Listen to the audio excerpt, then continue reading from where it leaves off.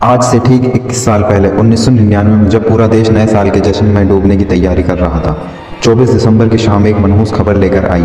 ये खबर थी IC 814 फ्लाइट के अचानक शाम को मिस हो जाने की।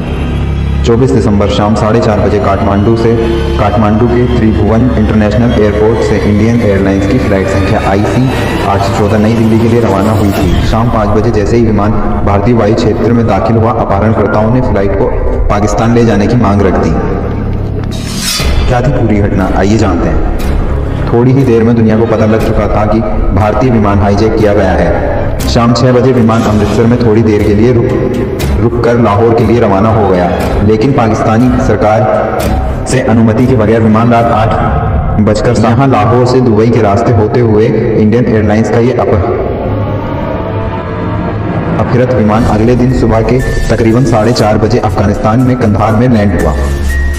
180 यात्रियों से भरी एक एयरबस के हाईजैक होने की खबर से पूरा देश में सनसनी मच गई थी। हाईजैकिंग के कुछ घंटों ही बाद आतंकवादियों ने अपनी मांग रख दी थी। इससे पहले वो एक यात्री 25 साल के रूपन कातियाल चाकू से गला गोदकर मार चुके थे। रात के 1:45 बजे के करीब विमान दुबई पहुंचा। वहां ईंधन भरे जाने के एवज में कुछ यात्रियों की रिहाई पर समझौता हुआ। तब दुबई में 27 यात्री रिहा किए गए। इनमें ज्यादातर महिला और बच्चे थे।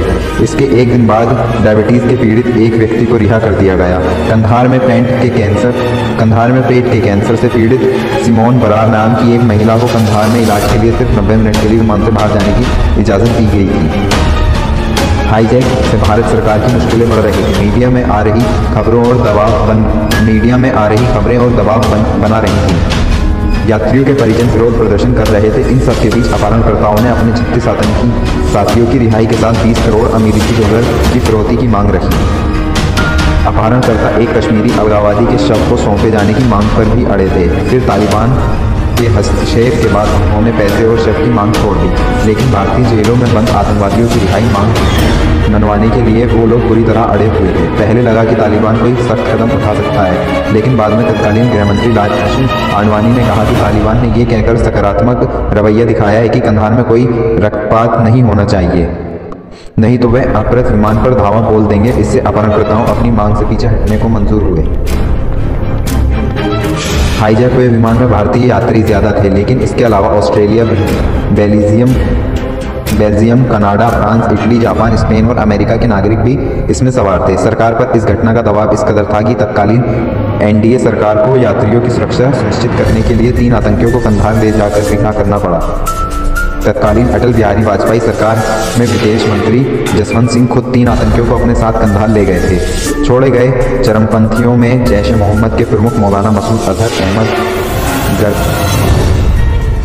अहमद जरगर और शेख अहमद उमर सईद शामिल थे।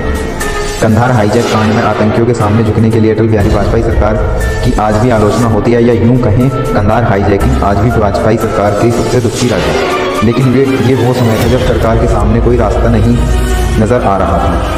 31 दिसंबर को सरकार ने अपहरणकर्ताओं के बीच समझौते के बाद दक्षिणी अफगानिस्तान के कंधार एयरपोर्ट पर अगवा रखे हुए सभी 155 बंधकों को रिहा करा दिया गया।